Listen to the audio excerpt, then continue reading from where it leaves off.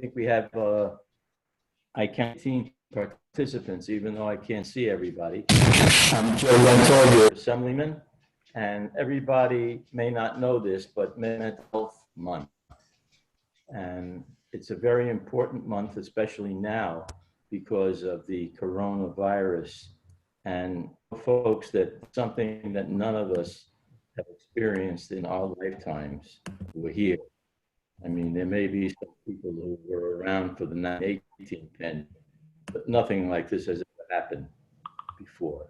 And so I can understand the need for some type that comes with an epidemic like this. And we're very fortunate today to be able to have Diane Zeldin, a licensed clinical social worker, to be able to provide us with some help. And, I think that we get, however, before I introduce Diana, I want to take this opportunity because of the census large in the background for us to introduce Sandra Morito for a 1-minute presentation about the census so that anybody who's on can hear it and understand how important it is. So Sandra, why don't you start now? Sure. Yes, thank you. Thank you for letting me speak for a few minutes. Just want to remind everyone that census is ongoing. Especially now, it is so important to fill it out. You can do it from your house. You don't have to leave your house to fill out the census. If you haven't received a code in the mail, you can still go online to my2020census.gov and fill out census without the code. You can also call in and fill out the census, or just go to our website 2020census.gov and you can find a lot of information on the census and all different phone numbers. We have 12 non-English lines, so people who don't speak English can respond to the census in their own, in the language that they speak. It is so important, especially now we have an example of how we have so many people in hospitals where we are running out of beds, we are running out of medical supplies. But if we can get at least a close count in this census, we will be more prepared for anything like this in the future, where we will have a better count and we will know how many beds, how many medical supplies we need. Do we need more hospitals? How many children are in schools? All of that is dependent on the count. Don't be afraid to fill it out. Your information is safe and secure. We don't share it with anyone. I know people don't leave their house now, and census might be the last thing on their mind, but it really takes less than 2 minutes, probably the time that I'm speaking right now. Some of you would probably be already done with filling out the census, depending on how big family or household it is. So you don't have to leave your house. And if you are calling, I know a lot of people Zoom have happy hours with their friends via Zoom. Ask them and remind them about the census. If you're speaking to anyone, you're speaking to your family, you're speaking to your friends, remember to remind them about the census and how important it is, because even though right now we're not thinking about census, it does affects us for the next 10 years. So it's very important. Brooklyn right now, unfortunately, we're only at 43% of the response rate. It's very low considering that we started sending invitations to respond on March 12th. So it's very low. So like, again, if you remember, you speak with someone, remind them of the census, fill it out. And yourself, if you haven't filled it out yet because you think, oh, census, I don't have time for it, when I'll get to it. Fill it out, because it literally takes 2 minutes to do. Also, I know people will be afraid of letting people into their house once we have people working in the field. So one way of avoiding people coming to your house and taking your information is to fill it out online, and then no one will come to your house if you don't feel comfortable talking to anyone. And if you have any questions, I can leave my information in the chat box, so you can ask me any questions. I'll type it in. You can email me or call me with any questions you have, or if you would like to hear more information about the census. Thank you. And so I can editorialize and tell folks that it's more important for another reason. We're getting shortchanged by the federal government 6 ways in terms of the virus and the money that it's costing us. And in order to fix that for the future, we have to have the accurate count of people in our state so that we get more federal funding as well as more Congress people to represent us. So it's another reason for doing it if you don't have uh, a different reason. So thank you very much, Sandra. And as I said earlier, we're pleased to have Diana Zeldin, who's a licensed clinical social worker, psychotherapist, business coach, business development advisor.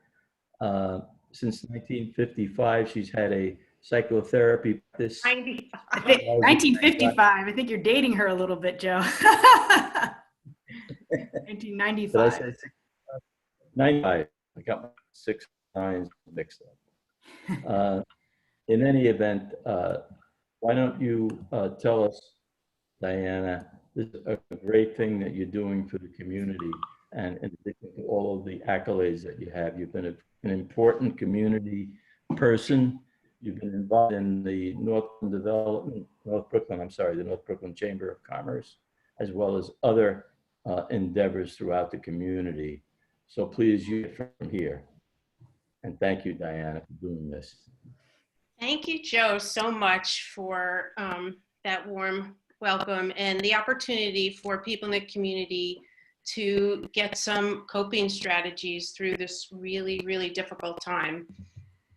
It is Mental Health Month, and Cuomo has talked about some statistics. I don't know, 50% of people are suffering now depression or anxiety. So this is really salient. And I've been talking with a lot, and I want to thank Emily and Eric from your staff who helped put this together as well. They've been a big support, and we've had some good conversations about what's important to talk about now.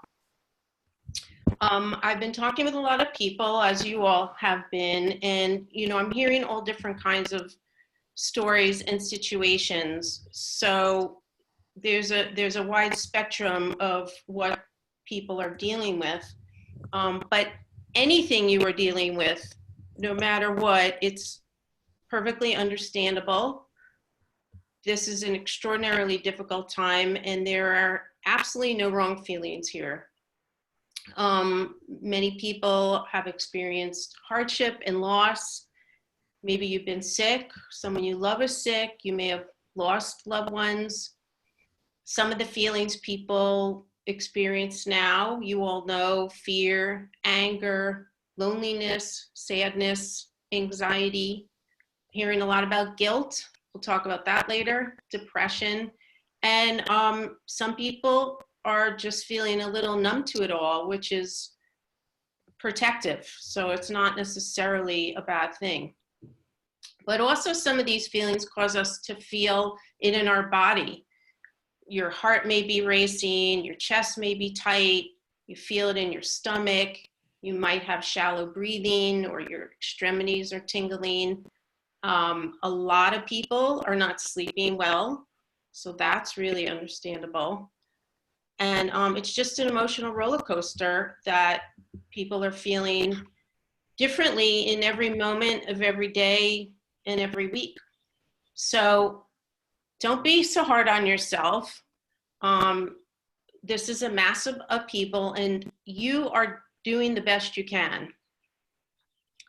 Don't compare yourself to others. There's a lot of that going on right now, because through social media or even the news, people are teaching their kids French, they're baking muffins for all the healthcare workers, they're, training for a marathon at home. You have to focus on what you need to get done today for you and your family, and that's it. So some of these feelings are universal: fear, anxiety, but every person's situation is also unique based on not only their circumstances, but their personality and their personal history, which we're going to talk a little bit more about later. And everybody has their own process of how they are going through this moment in time. So be realistic about what you can get done today, because right now we don't have any separation between work and home and school. We're all in the same space, and some people actually have less time than before. It's a super stressful time. So I like this. What new skill did you acquire during self-quarantine? So if that's all you can learn, that's all you need to know. I'm just a brief on how I came to this, knowing so much about anxiety and resiliency. Really wasn't a choice, but it was through some challenging times in my life. So even though I've always had a psychotherapy practice, I also spent about 5 years trying to open an independent health club in North Brooklyn. I built a team, I chased investors, hired engineers, attorneys, architects. I consulted amazing mentor, Norm Brodsky, helped me a lot, and advised me when I was paying rent on an empty space for many months what I should do to get out. It was really scary. And at the same time, I was in my mid-40s and we wanted to have a child. Didn't want to miss out on being a parent. So we got pregnant, and but a week after my son was born, the health club dream crashed and burned. And it was just impossible to keep working on this business with the new baby, especially since I was soon suffering from very severe postpartum depression and anxiety. So I lost my identity as a health club owner overnight, and suddenly I was a stay-at-home mom. I felt really guilty for all the money we invested in this dream, but I didn't have time to mourn the loss of the business. I had to figure out how to take care of a baby, and I was truly terrified. This all happened when the recession hit and my husband's business started to also take a hit. So times were really, really hard for us. I did learn a lot about growing through some of the worst anxiety in my life and taking things one day at a time, which is what we're going to talk about, and one moment at a time. I also struggled with undiagnosed Lyme disease for a few decades. And it was in the mid-90s, I was working at Woodhull Hospital in inpatient psychiatry, which on any given day is a rough place to work, a stressful place. But that was when I felt like I had the flu all the time. Every day, sore throat, I was achy, I felt hot, I was exhausted. And I just dragged my body through each day at the hospital with no end in sight. Over the years, it was crippling at times. But since I kept looking for answers, it led me to find some extraordinary health professionals who taught me a lot about nutrition, health, and healing. And in the late 90s, I did some nutrition counseling at Equinox, which is what piqued my interest in opening a health club in the community. So these were some pivotal phases in my life where I learned how to move forward while still suffering and facing uncertainty. In fact, becoming sick, building a failing business, and becoming a mother directed the course of some of the most meaningful work I do today. That it was out of those devastating experiences that I learned new coping skills and found a much better journey. So that's what I'm going to share, some of those skills and strategies I learned. So first, you probably want to know, how is it possible to feel better now? It may seem really far-fetched with all the fears and worries we have. We can't control what's going to happen in the future, but we can focus on what we can do now and what we can do today. So the strategies we're going to talk about, if there's any takeaway from this, is how to quiet your mind and become empowered and strengthen your resiliency so you feel more hopeful. Because when your mind is quieter, you will have more clarity about what steps you can take. You'll come up with more possibilities, and you'll discover you have more resilience in you than you knew. Because when people are so anxious, their brain shuts down and they keep thinking over and over, I can't do this, what am I going to do, what am I going to do? So we want to quiet the mind so these possibilities come to you. Now, anybody can grow and learn some new skills, but we're going to talk a little bit about fear first, because understanding that these current fears, which are all valid and unprecedented, may be amplified by echoes from our past. So think about any fears and worries you had early in life. What uncertainties and hardships did you experience in your childhood or a little bit later? Was there loss or illness, chaos, financial hardship, abandonment, loneliness, trauma? Because there may be some themes that are similar to your current worries. And identifying the origins of your fears can help you know what to work on now. Because we're not all experiencing the same exact fears, right? So it's all a personal story as well. And those fears and worries cause stress and anxiety. And a lot of the fears are about the future. What ifs? What if I lose my business? If I lose my job? If I lose my health? If I lose a loved one? And you start spiraling about all the what ifs. But that worrying doesn't change the future. And underneath those fears is often, if the worst case happens, these terrible things happen, I can't cope with it. Most people underestimate their ability to cope. Not that you won't suffer, but you will eventually, and they do have studies that people do return to a baseline after a period of time and cope with it. So you have to remind yourself you can. I like this quote: fear does not stop death, it stops life. And worrying does not take away tomorrow's troubles, it takes away today's peace. So maybe you've tried some ways to feel better before that didn't work. There are a lot of coping mechanisms, we can call them, that people do to try to numb or avoid difficult feelings. We're probably all emotional eating right now.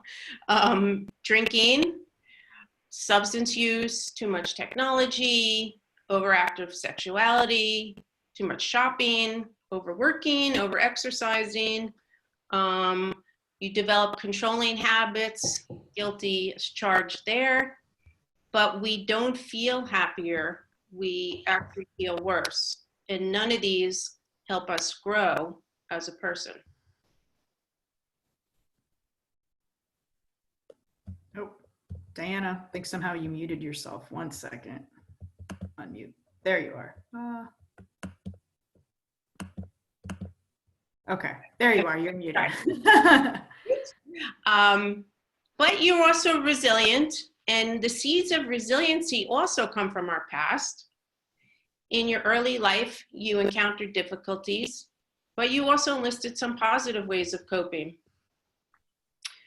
Think about what you did as a kid to feel better. Maybe you hung out with your friends, you drew, you listened to music, you kept a journal, you laughed, you had a pet.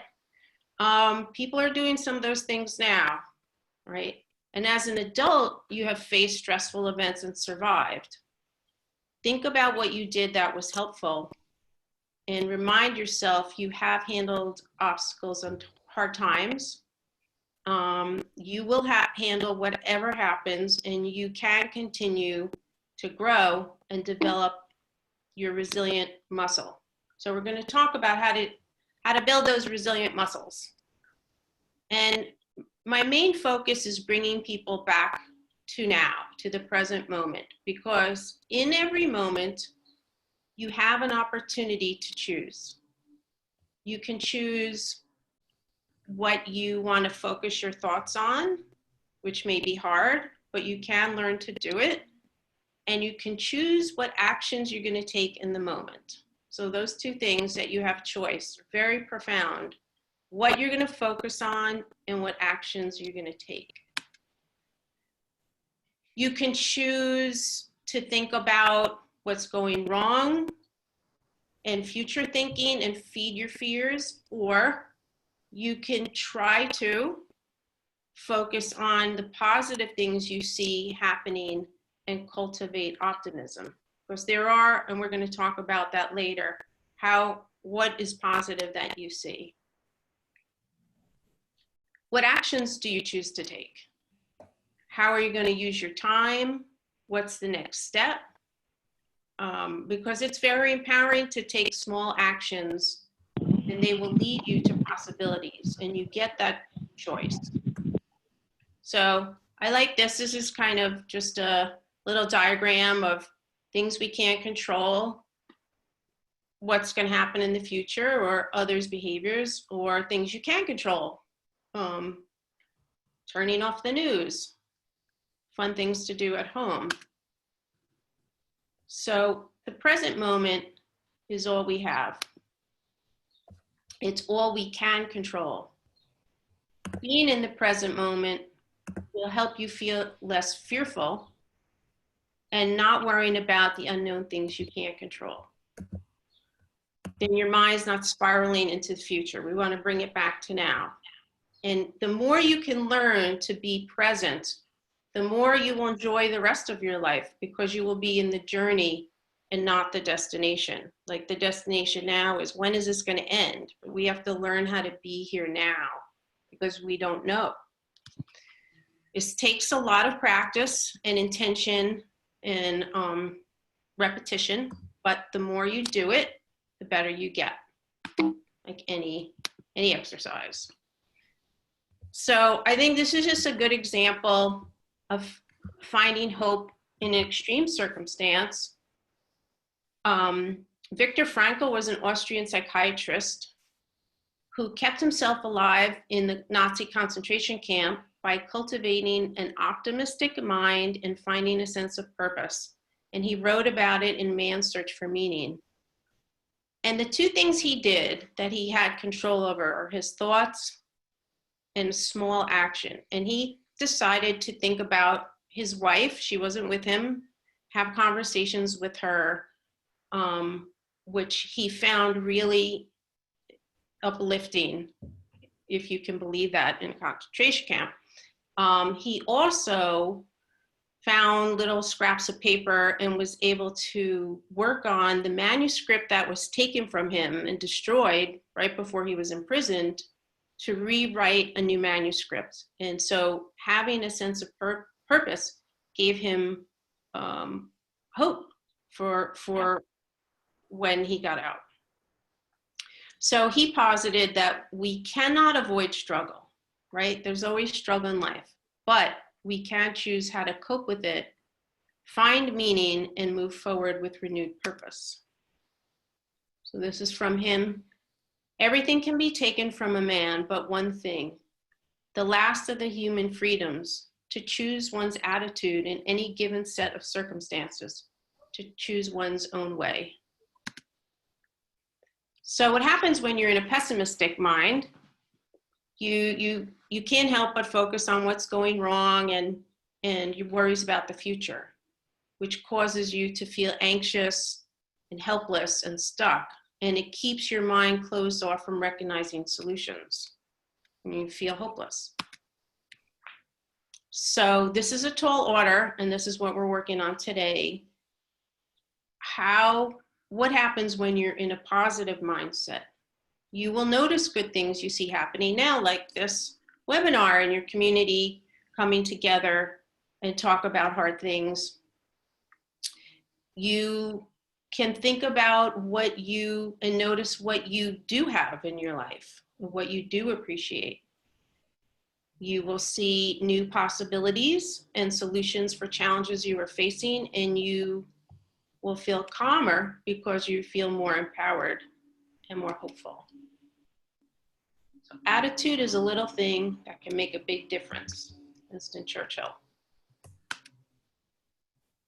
just going to talk a little bit about uncertainty because that's, I think, the biggest issue on everyone's mind. And there is always uncertainty in life. Things often don't go as we planned. So if you can learn a skill now, just one skill to cope better with uncertainty, it will help you for the rest of your life. And you can think about choosing for this moment in time to be an opportunity to grow and work on your personal demons. Instead of fearing and running from the unexpected, you can build confidence to handle whatever curveball life throws at you. So I like this quote, life isn't about waiting for the storm to pass. It's learning to dance in the rain. And I know we're all feeling like, when is this going to pass? But we don't know. So we have to learn what we're going to do now.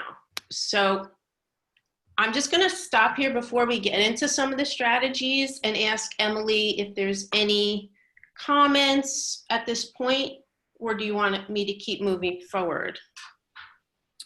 You know, I think your slide here, tools to feel calm, empowered, and hopeful, goes in hand with one of the questions that was submitted to us on why it's important for individuals to take advantage of help that's available to them while dealing with everything that folks are dealing with during coronavirus.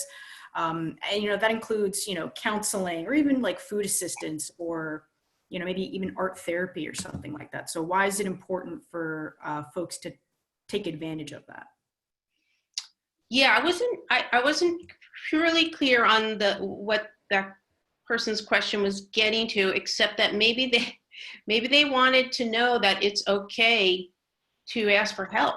I think that's where they were headed to. Yeah. I think it's important and necessary for folks to reach out for help. And I think maybe there's a lot of folks that aren't used to and don't feel like they're comfortable maybe reaching out and asking for help. And I think now more than ever, especially with the status of how everybody's feeling, it's important that folks you know, take the first step to reaching out for help. Everybody, thank you, Emily. Everybody needs help now. Everybody needs, comes in many different forms. It may be more practical, like where is the closest food pantry, to who can I talk to feel better? Because if we're in such a state, then we're suffering, no matter what your circumstances are. And why suffer? You know, there's really no reason. And I saw a funny skit. One of the things we've been doing to find some humor, we've been watching Blackish, and the main character, he's like, "Black people, we don't go to therapy." And, you know, his wife had gone to therapy, and we don't do that. You know, there may be other families who feel that way, but you know, why not? It's only going to help you feel better. And there's a lot of free help out there. And, you know, maybe, you know, reaching out to people that you haven't spoken to in a long time alone can be pretty powerful. Yeah. And I want to say one thing more to that point about therapy. You know, I think there is this view of reaching out and getting therapy as kind of in the negative. One of my best friends said that she'd been going to therapy, and I said, "Well, what's wrong?" And she said, "Nothing's wrong. I just needed to talk out some things." And I said, "Oh, okay." So there is this, there can be, you know, this perspective that, you know, something might be wrong necessarily with therapy, but you know, therapy, I think, is a tool that, you know, folks can and should use in however, you know, they seek to utilize it, meditation, or, you know, I think your tips here, these tools, is a great list of how folks can even start to approach that conversation. Great. Yeah, we're going to talk about therapy and meditation for sure, because maybe there's some there's some old stigma that you're weak, that you need help. But I think it's actually a sign of courage to ask for help. And even my son knows, if you ask him, what's the most important tool in life? Ask for help, because people like to help. And, you know, then you're not alone with all this, and the professionals can help you really work through some difficult things. Okay, so we're gonna, thank you for that. We're gonna get to the first one. I don't know why my slide is like that, but this is easy because anyone can manage their intake of news and negativity. Of course, the more that you're immersed in the news, the more trauma you're bringing into your home, into your mind, and it's very contagious. You know, panic and fear is, even Cuomo said it, it's more contagious than the virus. So that's easy to shut down. You know, see how long you can go without news or take small amounts. I know people feel like I need to know what's going on, I need to feel informed, but does it really help you every day or many times a day? Or you got to listen to your body. Do you notice tension or anxiety in your body after you've just read some news or watched some news? So that's a big one. It's just going to make you feel helpless, and then you can't do what you need to do for yourself and your family that day. The other minefield is social media, because it's not just that there's negative news on social media, but a lot of people are feeling not good enough. They felt that way anyway through social media, people posting all kinds of amazing things that they felt they were doing. But that's just curated, as we know. And it's hard to get to the small parts of social media where you connect with a friend or have a laugh. So if you can mute some people and scroll through and find some humor, or, you know, people are saying now, but that's where I'm finding out who's sick or who's dying. That's a tough one. That's a tough one. Or hopefully you can find out in other ways and not through your social media feed. Okay, so this is an important one. Breathing and mindful moments. Interrupt you, Diana, just for a question. Yeah. Your last remark brings me to an issue that we see now a lot on social media, that people want to discuss the virus politically, as though there are two sides now as to whether or not we should open up the economy as opposed to fighting the virus. And that, I think, has spurred into a lot of people's emotions, have gotten into people's emotions about it, where they think about it not as necessarily the virus that's affecting them, but the politics of the virus affecting them. They are. So as a politician, I feel very, very uncomfortable when I see that, because I see that so many people are dying and that the virus is real. And without taking sides as to whether or not we should open up the economy, I think it has to be safe. We can open up. So that's just another added ingredient of stress and consternation that people may be feeling at this present time.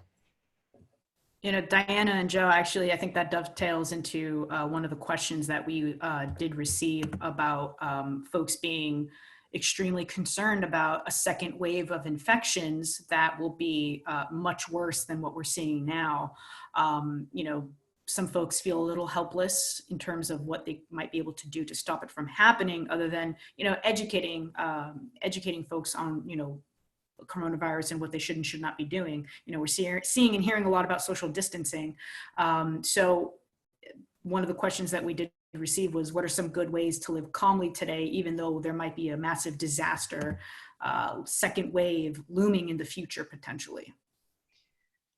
Right. So I'm going to answer both those things because they're interconnected.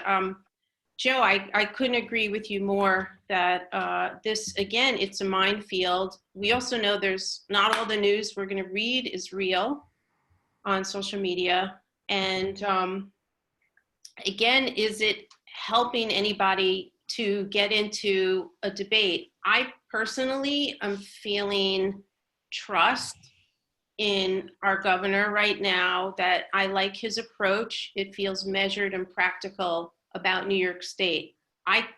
if I start thinking about the other states and what's going to happen, then I'm going to go down the what if rabbit hole, right? So just, he recommends we're going to assess in 2 weeks. I think that's reasonable because, again, he can't predict, as he has said, he can't predict when school going to open up, what's going to happen with summer camp. It's unknown. So there's no sense really speculating or fighting about it on social media because this state is opening. If you can just bring back the focus to where we live, most of us listening in North Brooklyn, Joe Lentil is working hard. The other electeds are working hard to make really smart decisions. I feel really good with our local electeds, and I trust them. So there has to be a certain level of trust with that. And Emily, for the question, the person who is worried about this massive second wave and how do I feel calm, that's exactly what we're going to talk about. Because again, that's a what if. Okay, maybe there will be a second wave. Do we really know that it will be a worse situation? We don't know that. And every day that goes by, the medical professionals around the world are sharing information on treatment, not just waiting for a vaccine, but people, they know understanding this disease much better now than they did 4 weeks ago, and the treatments are being more and more efficient. So I feel hopeful that even as this continues, that people may not suffer and or die because now they understand they're getting every day a greater understanding and how it affects the body. So I also trust that process, and that leads into some of the calming ways to not go into the future, because again, that's just more what ifs that you can't control. So we're going to go into breathing and mindful moments, right? And it may sound a little new agey, but really it's a way to live. Mindfulness is just paying attention to what's happening in the present moment right now. Like, for example, I'm sitting in one of our bedrooms and I see some trees, I hear the birds, I see some of my friends. So I'm in the moment here. But it's something anyone can do. It's easy. Everyone has time for it because it can be 1 minute. It can be 2 minutes in your day to take a pause. It slows down the stress response, because this is, again, how we're going to handle the future. When you learn how to slow down your mind and body stress response, it will calm your anxiety in the moment. And it's just a very powerful tool to also clear your mind and improve your focus. So we're going to do something kind of fun now. We're all going to get to experience it for 1 minute. So everybody get comfortable. I'm just going to take you through 1 minute. We're going to take a pause so everyone can experience what it feels like to slow down and find calm in the present moment. So for the next minute, there's nothing you have to do. Gently close your eyes and notice the light through your eyelids. Become aware of your connection to your seat and whatever it is you are sitting on. Become aware of how your hands feel in your lap or if they're touching. Just notice if you are leaning against something hard or soft or in between. Notice the connection your feet have to the floor. You're going to take a long, slow, deep breath in and a long, slow exhale out. You're going to take one more deep breath in and a long, slow exhale out.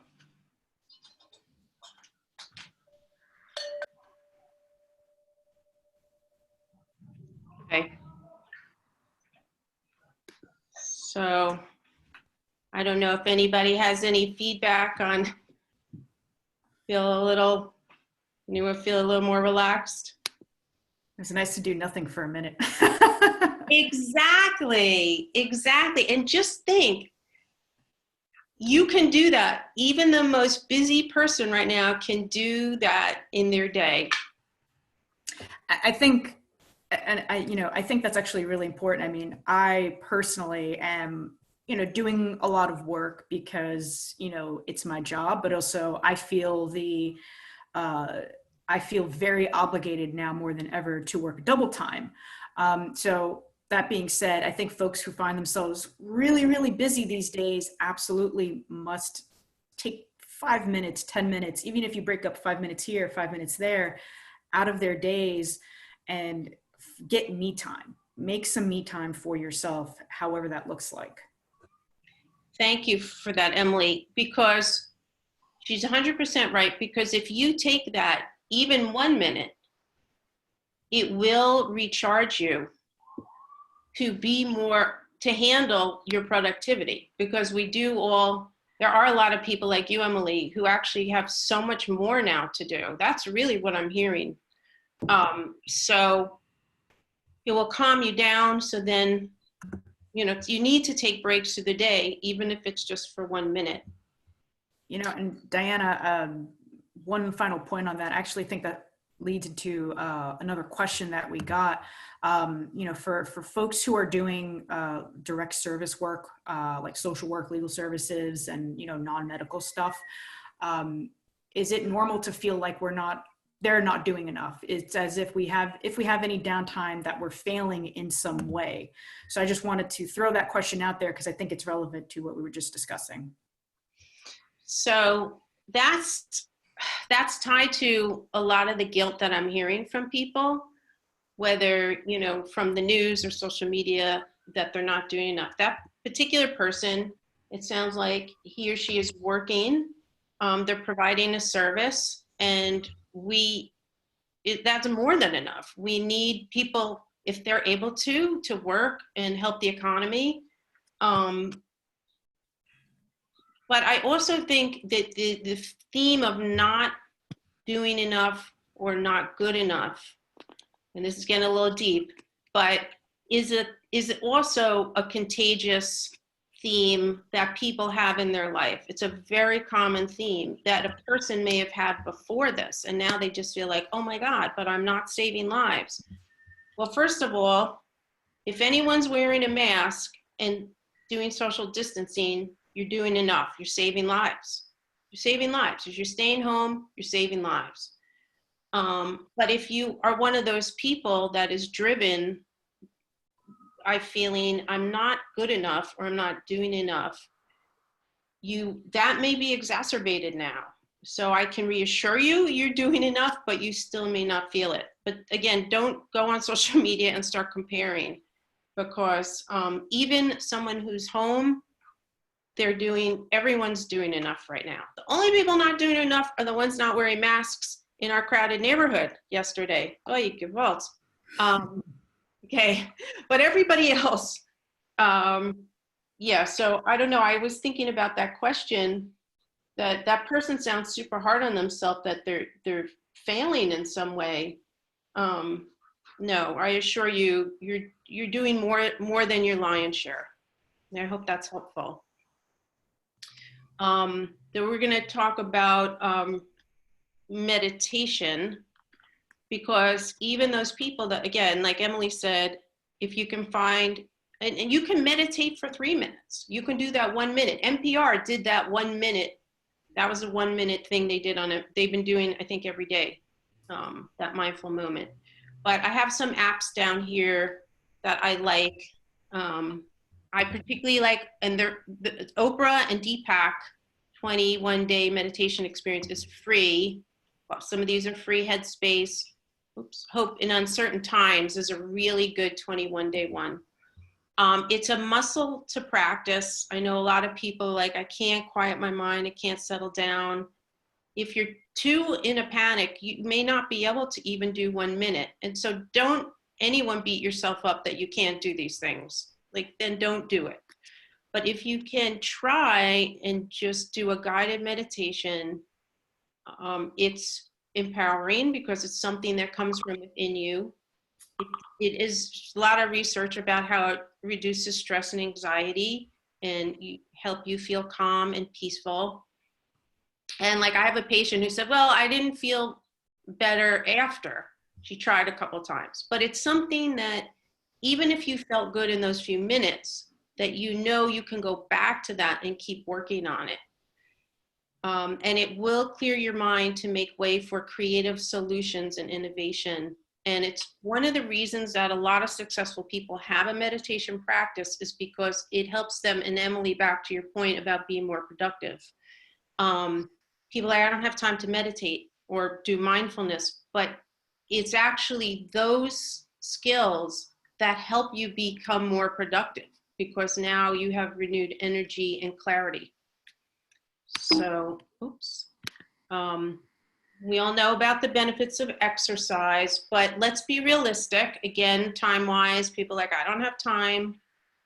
I think, again, a 10-minute break to stretch, or if there's somewhere quiet you can walk to for 10, 15 minutes, it's going to bring oxygen to your brain. It's going to increase your energy. It'll clear your mind. And if you can do more, maybe on the weekend, can you sweat a little? It's going to help you sleep. And it is a natural anti-anxiety, antidepressant. So that's, we all know about that.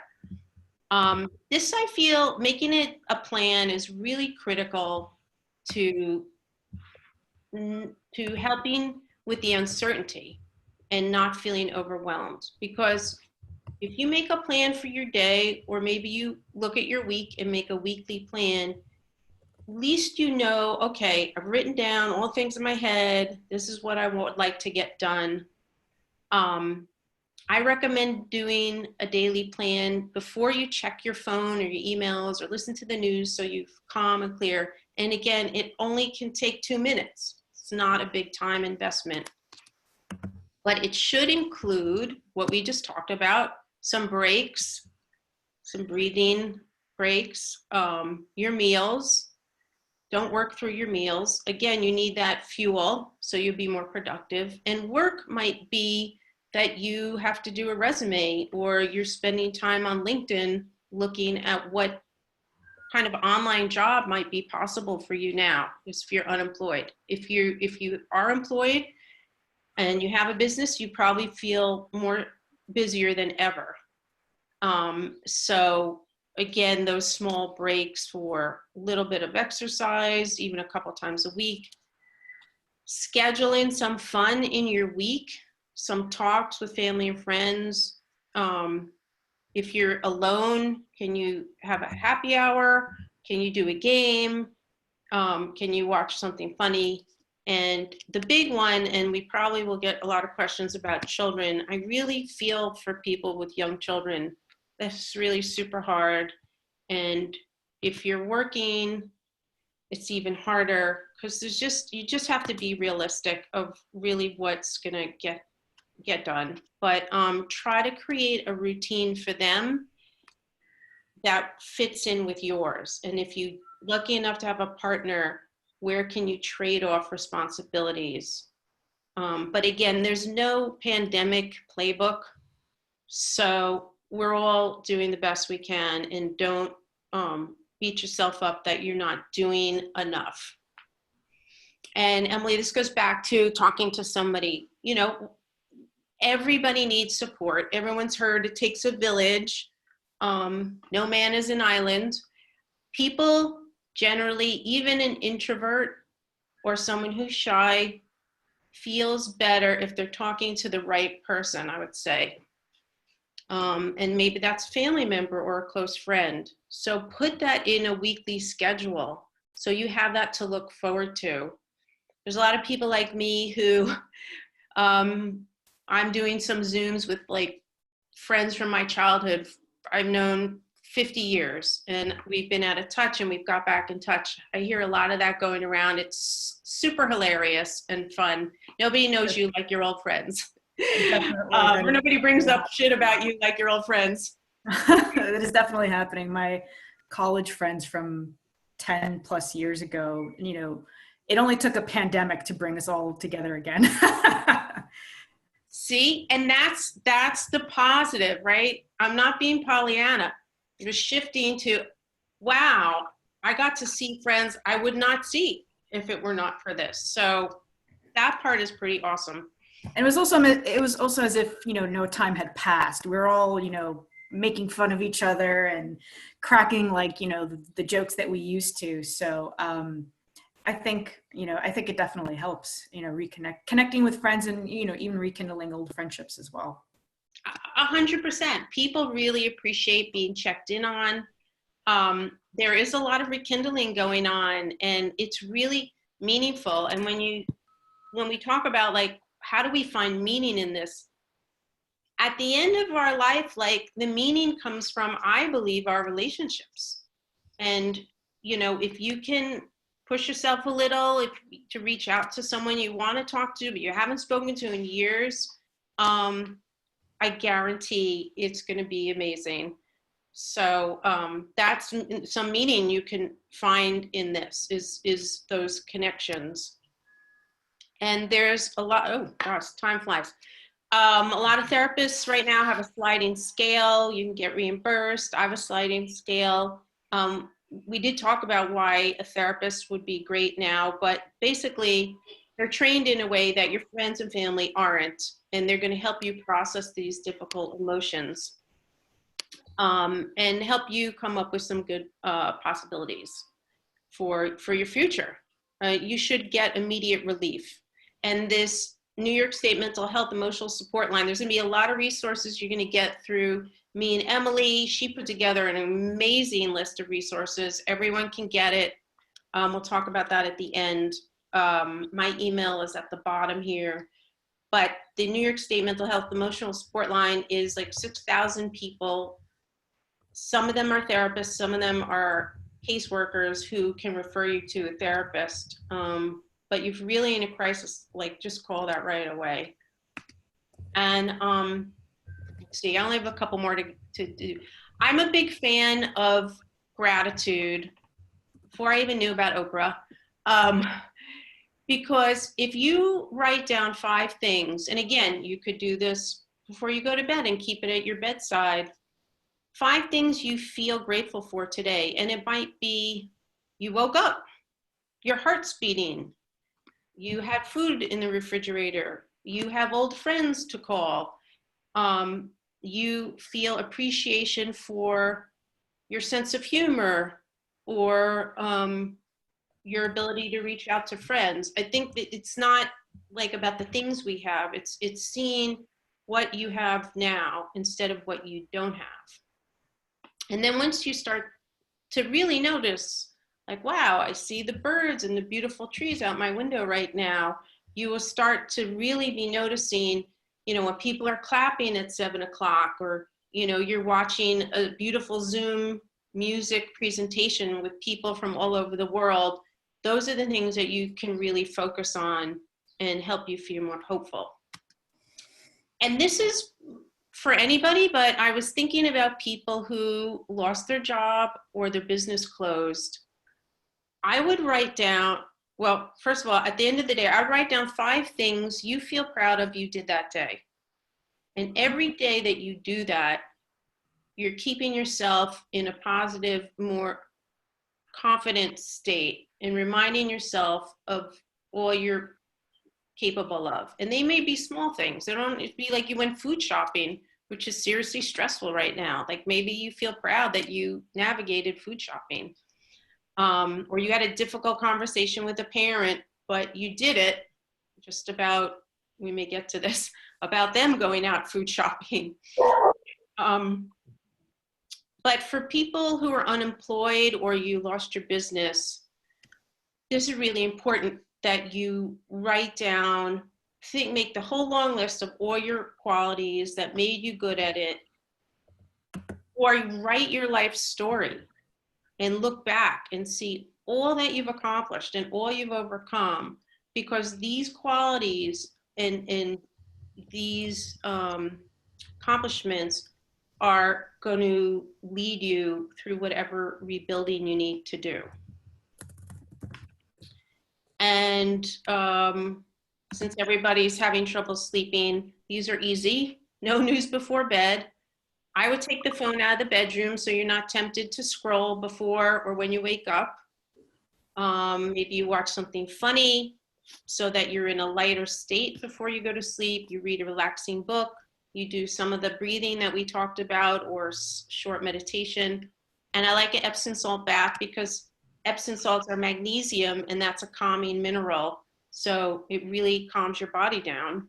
And the gratitude journal is, what's cool about it is your subconscious will be focusing on the positive while you sleep and doing work for you, so you won't have to. And I think this is my last, maybe I have one more. Find pleasure. Absolutely. Why not? I mean, we all deserve to be happy now. This is really friggin' hard. And things like music and art, humor can really lift your spirits. They're all known to relieve stress, and it can help you transcend all this chaos and uncertainty. Whether you're listening to music, or you're dancing, or you're singing, or you're playing an instrument, or you're watching performances, or you make art, or you're looking at art, or you're listening to a comedian, all very therapeutic. And music and art show us hope and beauty and humanity. I think when everyone listens to like Lean on Me, when everyone in New York was singing Lean on Me, I felt that was very moving and beautiful. And, you know, everyone could use a good belly laugh, because laughter really is the best medicine. So I like this quote by Rodin. The main thing is to be moved, to love, to hope, to tremble, to live. Oops. And this is the last, there we go. And the last suggestion, as Emily knows and Joe know, hang out with your pet. Pet owners know how much they're, or, you know, or foster sit a pet, how much a pet improves the quality of your life, but they really do reduce stress and anxiety and contribute to long-term psychological well-being, and they help your health, which is pretty profound. They make you laugh, and they are always in the moment. So there's Pablo and Decker. That says it all. I don't want to leave out Carlos, so that's Carlos and Pablo. Carlos is the mischief maker. So this is in summary. If there's one takeaway, it's that I want you to just think of one tool that you can do to feel a little more calm. Notice positive things in your life and take small actions each day. And that will help you with the challenges you are facing. And that's the kind of the summary. So do we have some other good questions, Emily, that have come in? Yeah, we have a few questions actually related to parenting and children. One is, how much screen time should we allow to our kids? Yes, all of us parents are all worried about the screen time. Let's just start by saying, for goodness sake, we're in a pandemic. And I see my son on all his different screens. I'm like, all right, it's a pandemic. You know, it's temporary. I don't know the age of the child the person asked the question, and I don't know the circumstances, but you know, you may need the screen time to get some work done. I mean, you know, I think you can't really worry about it now. The parents are already so stressed about everything, schooling, their employment. If you can, in a routine and a schedule, put in for the child, if they're old enough, a block of time, like this is when, let's say you need a meeting, maybe that's when you say, okay, you're allowed on screen time then. But try not to worry, because they're not going to be on screens forever, and you can go back to whatever your parenting thoughts are on screens. But I feel right now, just like kind of cut yourself a break if you need it. If the kid needs a screen, let them do it. Excellent. Next question. How can we handle the emotional feelings related to the sudden end of the school year and the fact that the kids will not have the same teachers and class next year? So, always depends on the age.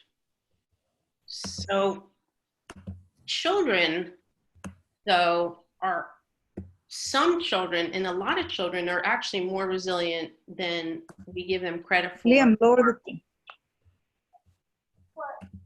Some children are more resilient than we give them credit for.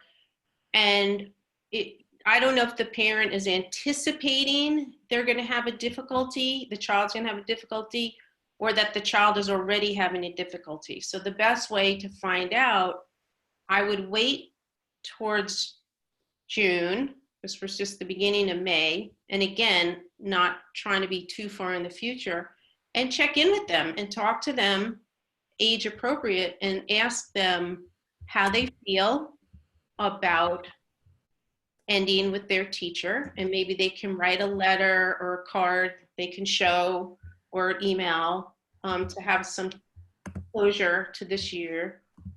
They may not be afraid of a new teacher, because they all would have had a new teacher a new time. So we don't know yet if they're going to have a problem with that transition. We don't know yet if they may be going in person to school. So I think we can just find out from the child how they feel now. And I would recommend not getting too far afield, that when that bridge comes, you will know how to cross it. I hope that's helpful. I think that is helpful. Final question that was submitted to us on parenting and children. Quarantine has, kind of forced parents and their children to be, locked up inside. So after being inside for such a long time, my toddler is nervous to go back outside. How do we reintroduce her to feeling safe outside? I would love to be able to ask that person, what is the child afraid of? That person is on the Zoom chat. So Francoise, I will unmute you. Oh, great. Hi. Well, I think, because in the beginning, she clearly, obviously we weren't going outside. And she also was like, she was questioning, like, where are my friends? Like one time we went on a walk and she saw the playground and she froze and she just said, where are my friends? Where are my neighbors? Because it's, the community is something that we've really, it's part of her world. And, we went out yesterday and she screamed for 2 blocks, because I think she's just really confused. And some kids at that age, they understand germs. They don't, she has another little friend and we kind of did like a little social distancing play group, which sounds odd, but one of the little girls who's kind of old enough to understand the idea of germs, she was so scared to like leave her parents' arms. So it's almost like we've scared them too much. Well, that's a really important point. So thank you, Francoise, for bringing this up. And it's, the younger they are, the harder it is, because there's a limit to what they can understand. Yeah. But that being said, you want to try to talk to her. She's afraid because she doesn't, if you can ask her what she's afraid of, she may not be able to put it into words, but is she afraid to get sick? Is she afraid of that she doesn't see people? I think it's that she doesn't see people. I think there also is a little bit of fear of people wearing these masks all the time. You know, I think that that's not, you know, her clearly her lifespan is so short, but like we saw a neighbor who, you know, she used to always see and know, and she was scared of her yesterday. And it took her a while to kind of warm up and remember, but it's almost like reintroducing her to the world, it feels like. It is. And if you can use an analogy, I think at this age, you could, when you talk to her about it, use the analogy of crossing the street. When you cross the street, it can be dangerous, right? We teach toddlers that's dangerous, but we take certain precautions so that it's not dangerous. You hold mommy's hand, or you hold your caregiver's hand, and we wait for the light. So you can say, this is like crossing the street. People are sick now,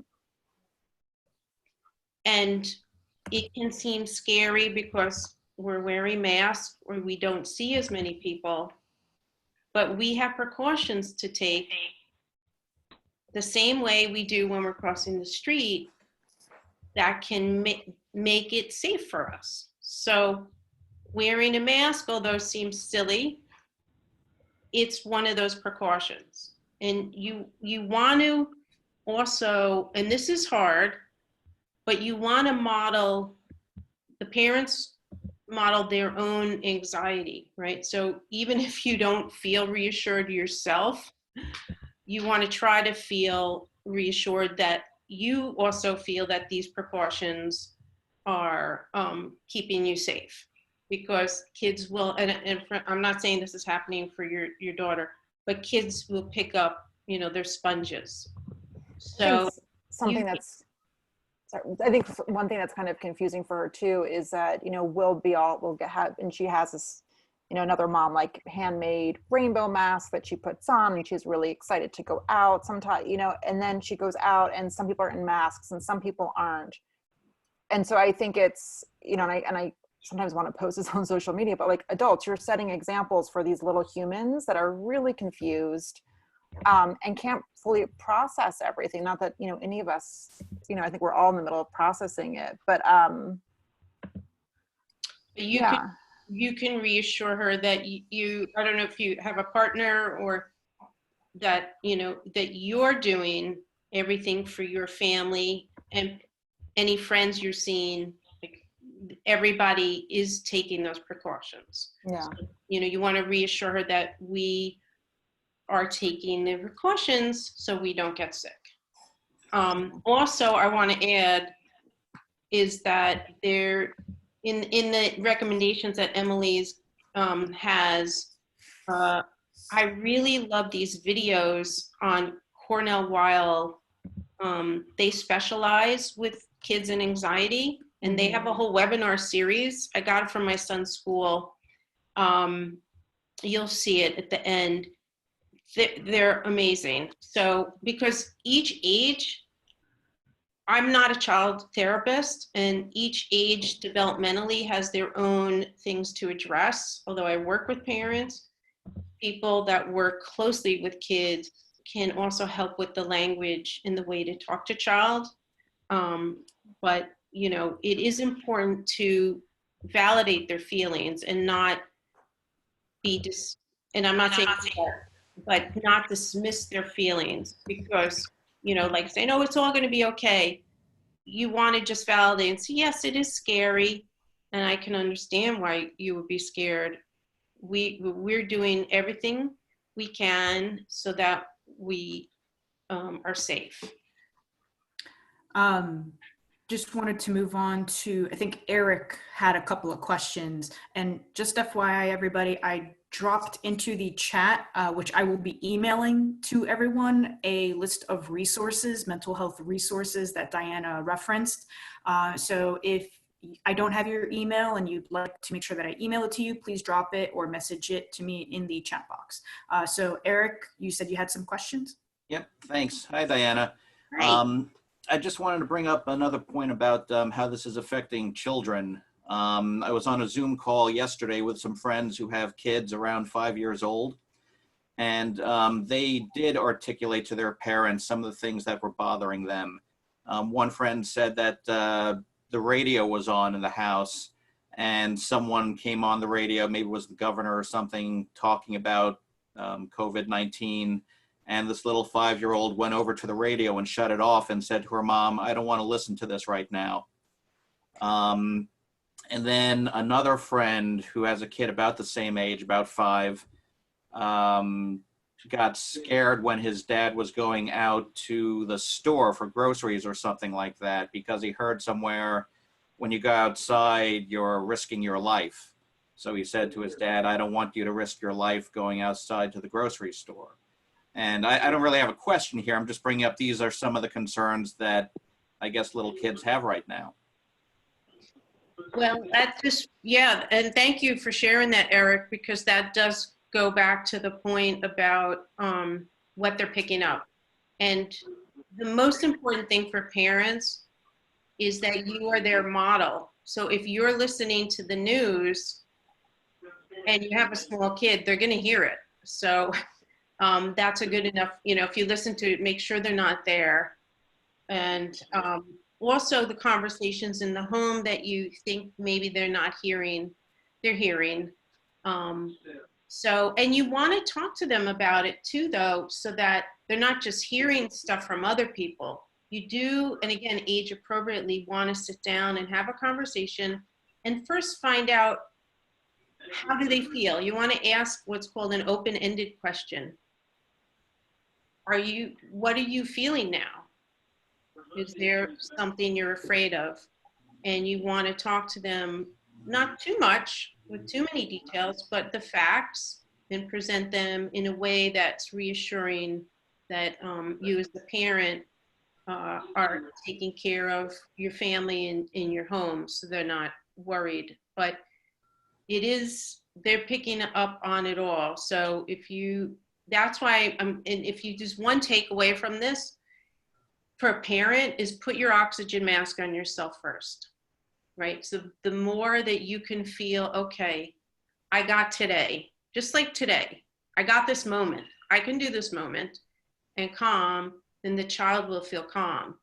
But if you feel panic, like you lost your job, how are we going to pay the bills? What am I going to, you start spinning? What if I haven't gotten my UI yet?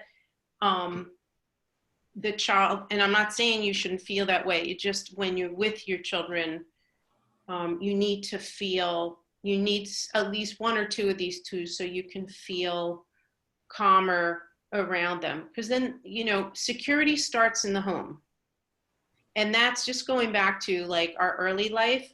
For some people, if you didn't feel secure in your home for whatever reason, if you had some abuse in the home or alcoholism, or you were poor and your family didn't know how you're going to make it through, those are coming up now, because home connotes, our association with home now more than ever brings us back to our childhood home. So think about those things and what may be, further exacerbating the real issues that are happening.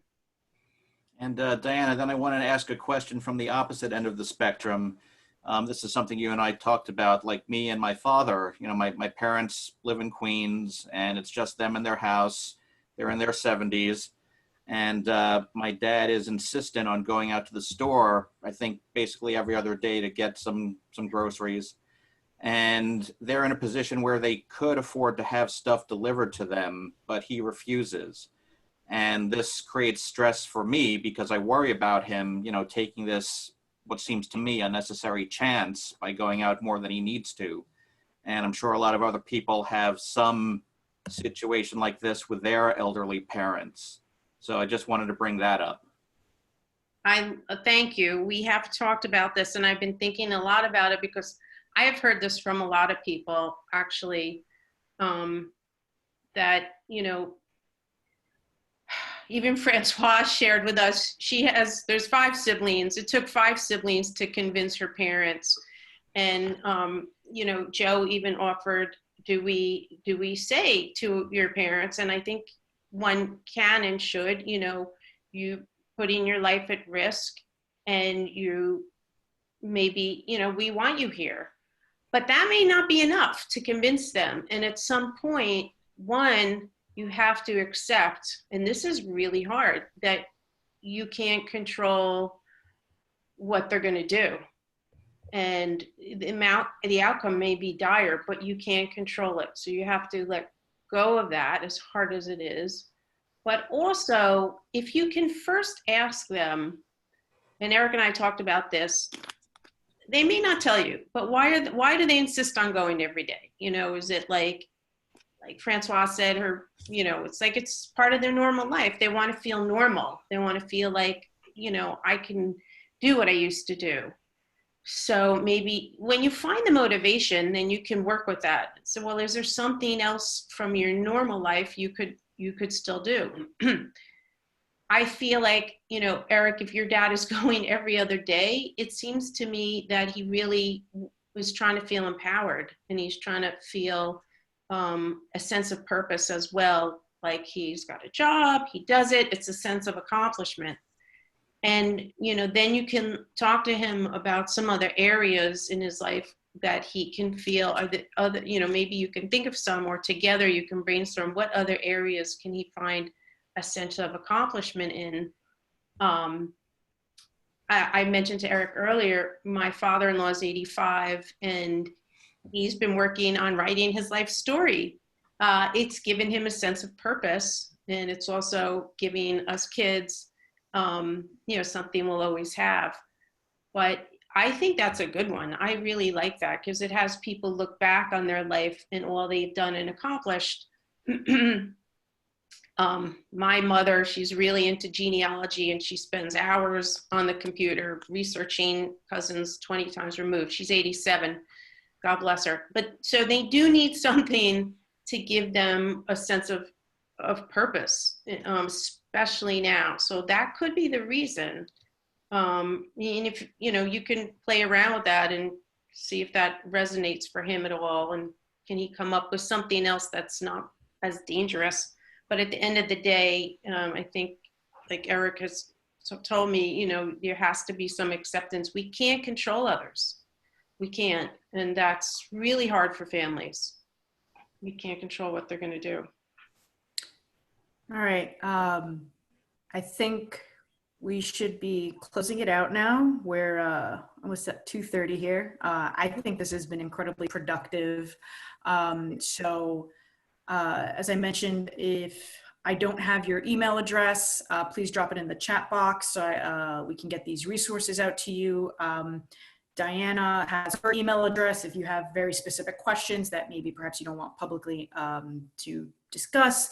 Please feel free to email her directly. I am going to unmute everybody here in just a second. And I just wanted to thank everybody for coming. Diana, for your presentation and your insight. And Joe, if you have any final words. Thanks, Diana. I mean, I felt really good about this. This is amazing. Mm-hmm. And the way you explained everything, the thing I'm going to say is that you said control at the end. And I think that's more important to Eric's father than a sense of purpose, control of the situation. And but I really feel that I've listened to you very intently, because you really have a grasp of how to help people. So if anybody has an opportunity to consult with you, I would suggest that they do that, because it's really been a rewarding experience for me. Also have the same kind of misgivings as everybody else about the situation. So thank you, Diana. Thank you, Joe. Yeah, please, anyone feel free to reach out to me with any questions. I'm really happy to try to help you work through it. It is a sense of control to feel that you can go to the store. Well, I just want to say that, when with my stepdad, I basically said, I said, I want you alive when Josephine turns 16, when she has her bat mitzvah. And he called back 3 hours later and he actually identified, he said, this gives me control over some part of our lives. And, he actually thanked me for making it so black or white. And I think it's something that everybody wants right now, is some sense of control. And my mom, I grew up, my dad was a psychologist. I grew up with a psychologist. And my mom said, Francoise, remember the first thing you're supposed to do when you wake up. And she said, make your bed. You can make your bed. You've finished a task. It's tidy. It's neat. And then you can move on and start your day, and I think right now it's focusing on the little things that we can control, that give us just kind of a sense of calm. And then when you return to your bed, to go to sleep, it's clean and you can just go to bed and hopefully try to calm your mind a little bit. Couldn't agree more. I make my bed every day, because then you've accomplished one thing today and it takes you to the next accomplishment. I'm guilty of not making my bed today. So after we get off this call, that is what I'm going to do. Right. Thank you so much, everybody, for joining us. And be safe and be well. Take care of your mental health. Thanks. Yep. You're welcome. Thank you, Diane.